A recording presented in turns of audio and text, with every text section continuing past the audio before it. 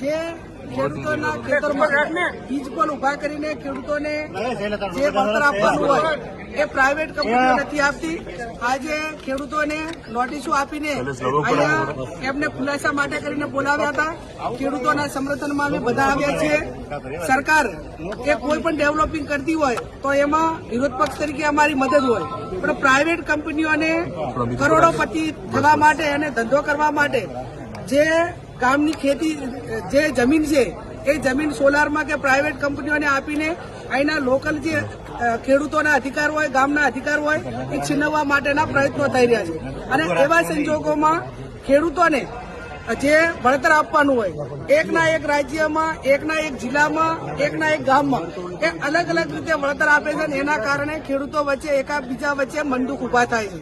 એટલે અમે સરકાર પાસે રજૂઆત કરી છે કે જે જિલ્લાની અંદર સૌથી વધારે વીજપોલનું વળતર આપ્યું હોય આજ સુધીમાં કોઈ પણ ખેડૂતને, એ પ્રમાણે તમામ ખેડૂતોને એનું ચૂકવણું કરે. અને જે નોટિસો આપી છે ક્યાંક જાહેરનામા પહેલા નોટિસો આપી દે, ક્યાંક જે વહીવટી રીતે પ્રોસેસ કરવી પડે એ પણ નિયમો પ્રમાણે નથી થઈ. અને પ્રાઇવેટ કંપનીઓ એ સરકારને હપ્તા આપતી હોય તો એમને મુબારક છે, કોઈ એમના લોકોને કામ આપતી હોય તો એમને મુબારક છે, પણ ખેડૂતોના ભોગે નહીં. ખેડૂતોને પૂરેપૂરું વળતર આપે એના માટે કરીને કોંગ્રેસ પાર્ટી, કોંગ્રેસના વિવિધ સંગઠનો સાથે રહીને ખેડૂતો માટે લડશે. બટાકાના યોગ્ય ભાવ નથી મળ્યા, વિરોધ કરવામાં આવી રહ્યો છે. સમગ્ર ગુજરાતમાં અને આમ ગણવા જો તો ભારતમાં સૌથી વધારે બટાકાનું ઉત્પાદન એ બનાસકાંઠા જિલ્લો કરે છે. વર્તમાન સમયની અંદર જે પ્રાઇવેટ કંપનીઓ એ ખેડૂતો પાસે પહેલા કરાર કરતી કે ભાઈ તમારું જેટલું પણ ઉત્પાદન થશે એટલું અમે ખેતરમાં આવીને તમારો માલ લઈ દઈશું. આજે એ કંપનીઓ વાળા ફોન કોઈ ઉપાડતા નથી, ખેડૂતોને કોઈ જવાબ આપતા નથી.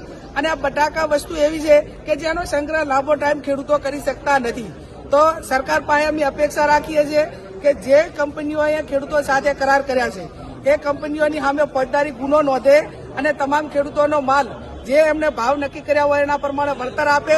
અને ન આપે તો એ કંપનીઓ વતી એ સરકાર ખેડૂતોને ભાવ આપે. બીજું કે જયારે કોઈ પણ કોલ્ડ સ્ટોરેજ બનાવ્યા હોય ત્યારે સરકાર, કેન્દ્ર સરકાર કે રાજ્ય સરકાર સબસિડી આપે છે. અને ખેડૂતોનો માલ એ 25 કે 30% ખેડૂતોનો માલ એની અંદર કોલ્ડ સ્ટોરેજની અંદર લેવાનો હોય છે. વર્તમાન જે કોલ્ડ સ્ટોરેજના માલિકો છે એ એક પણ ખેડૂતોનો માલ લેતા નથી, કંપનીઓનો જ માલ લે છે. અને જ્યાં સુધી આનું સોલ્યુશન ન થાય ત્યાં સુધી રાજ્ય સરકાર એ બટાકાના ઠેકાના ભાવ જાહેર કરી અને રાજ્ય સરકાર ખરીદી કરી અને ખેડૂતોને પૂરા ભાવ આપે એવી હું સરકાર પાસે અપેક્ષા.